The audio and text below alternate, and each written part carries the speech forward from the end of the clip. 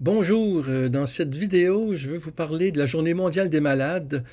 Donc, parler de la maladie, des malades, souvent des personnes qu'on oublie, et nous vivons tous des souffrances. Donc, j'en profite pour vous partager une prière que j'ai composée aussi dans le prion en Église. Je vous la dirai à la fin. D'abord, c'est Jean-Paul II qui a institué cette journée le 11 février, la Journée mondiale des malades. C'est en même temps aussi la fête de Notre-Dame de Lourdes. Alors nous savons comment à Lourdes, on accueille les malades, les gens qui veulent se ressourcer, des gens qui vivent de solitude aussi. C'est un lieu par excellence, justement, de guérison intérieure aussi.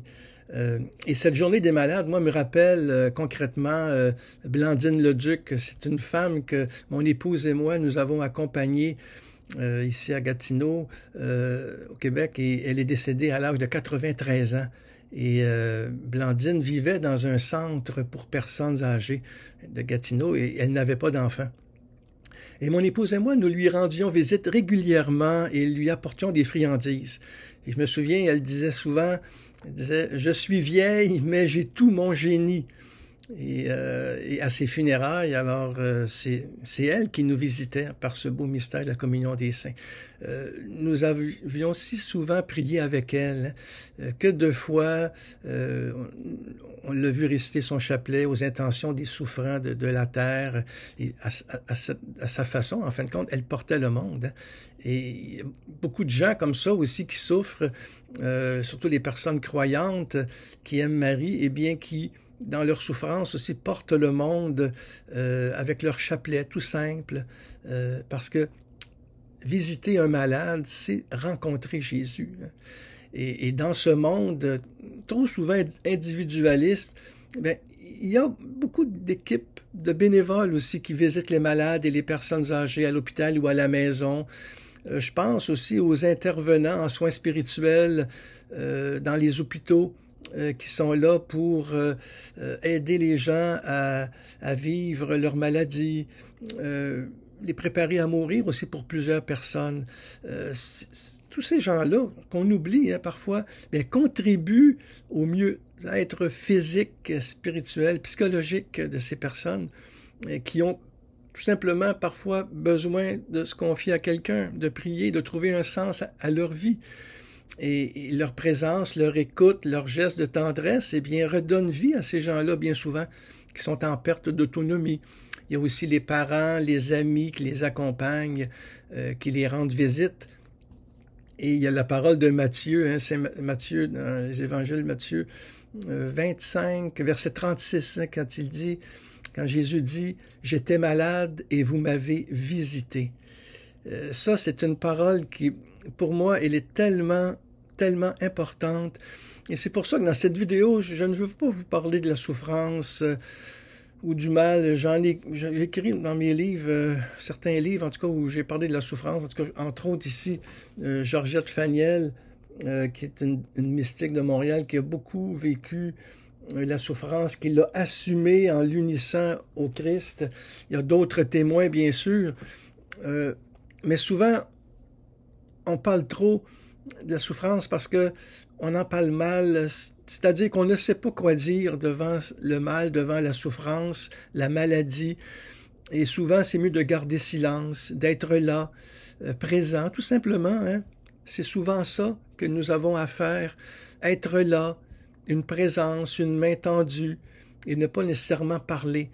Alors, dans cette vidéo, moi non plus, je ne veux pas tomber dans ce piège-là et commencer à vous parler beaucoup, je sais pas moi, de la souffrance, ou y a-t-il un sens là-dedans et tout ça. Bien sûr, c'est important, on peut essayer de réfléchir sur cette notion-là.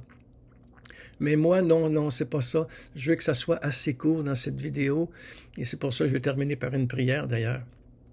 Mais la personne qui est malade, là, elle est écrasée souvent par l'angoisse et la solitude, et elle voit sa vie quand même souvent se rétrécir. Et moi, je pense qu'à son insu, eh bien, elle accompagne Jésus dans son agonie. Et Jésus la porte, la soutient. Ça, c'est dans ma foi, ça. C'est une conviction profonde. Nous souffrons tous.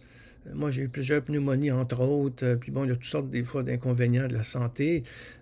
Ce n'est qu'aussi des épreuves spirituelles, des doutes, une certaine nonchalance, une certaine fatigue aussi, que ce soit dans la prière. Il y a des épreuves intérieures que nous vivons, il y a des deuils, il y a des souffrances que nos enfants portent, que nous portons avec eux. Bref, personne n'échappe à la souffrance, mais en cette journée, d'une façon particulière, c'est vraiment les gens malades, que ça soit psychologiquement, que ça soit physiquement. Moi, je pense que dans la foi, eh bien, on voit aussi, on croit, moi en tout cas, je crois que le Christ ressuscité, eh bien, il se charge de toutes nos angoisses. Il n'y a aucune souffrance dans laquelle le Christ ne soit pas avec nous. C'est lui, en fin de compte, qui visite le malade à travers les autres, qui l'aide par la prière, les sacrements à traverser l'épreuve, à lutter pour la guérison. Bien sûr, ici, je m'adresse aux croyants, mais il y a d'autres personnes, même qui ne croient pas. Il est là, le Seigneur, sans qu'on le sache. Il a souffert, il est mort sur la croix. C'est l'image du bon larron, par exemple. Le bon larron qui, juste avant de mourir, Seigneur, souviens-toi de moi quand tu seras au paradis. Aujourd'hui même, tu seras avec moi dans le paradis. Aujourd'hui même. C'est un compagnon, le Seigneur. Il était à la croix à côté du bon larron. Et c'est vraiment une belle expérience de miséricorde, le bon larron. Toutes sortes de souffrances physiques.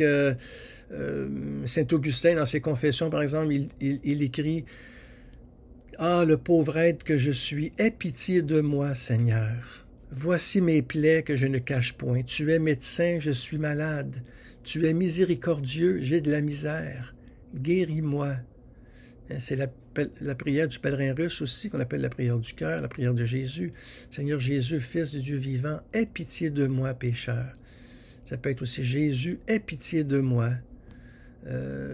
Ce cri vers le Seigneur, il s'est tellement identifié à la personne qui souffre qu'il ne peut pas faire autrement que de nous porter. J'ai ici aussi ce dessin qui est très, très touchant. Alors, c'est dans un camp de concentration.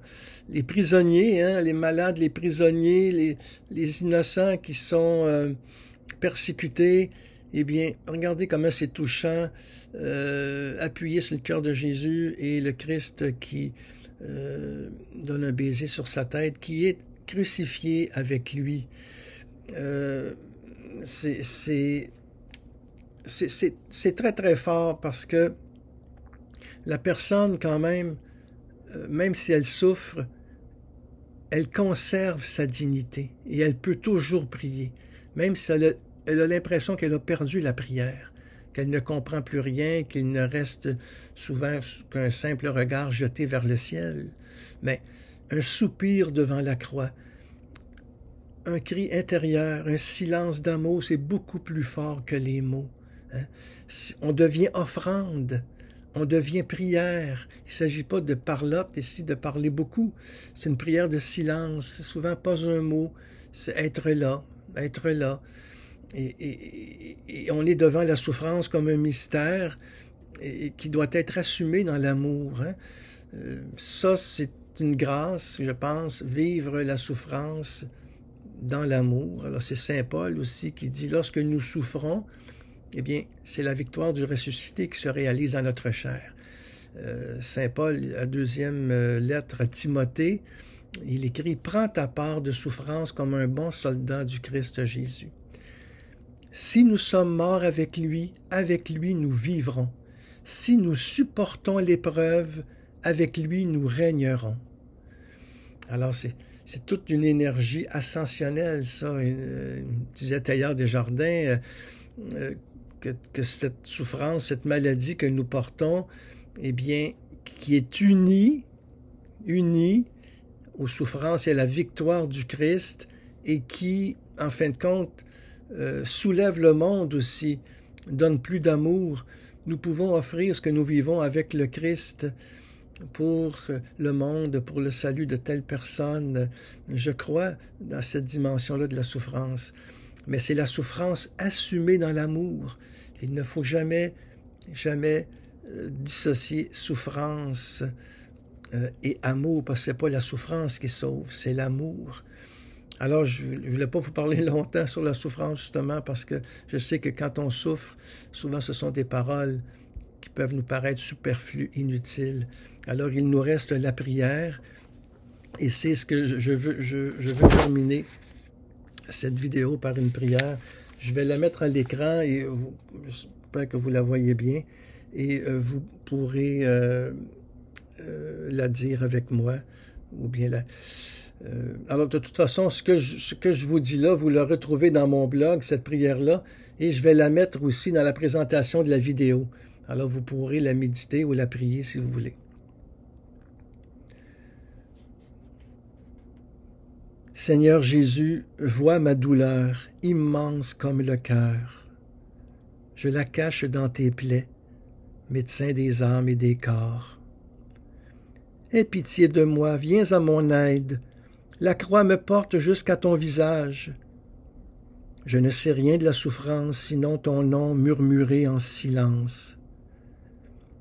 Tu te tiens là au plus haut de moi quand le doute me tire vers le bas. Je t'offre une place près du lit pour que ma tête s'y appuie la nuit. Ma prière se perd-elle dans le néant? Je communie à ton cri d'enfantement. Mon Dieu, pourquoi m'as-tu abandonné?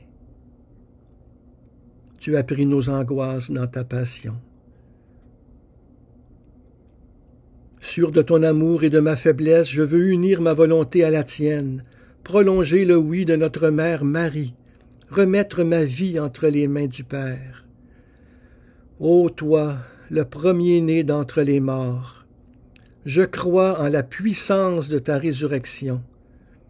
Transforme mon mal en sainteté et solidarité pour la conversion et le salut du monde. Amen.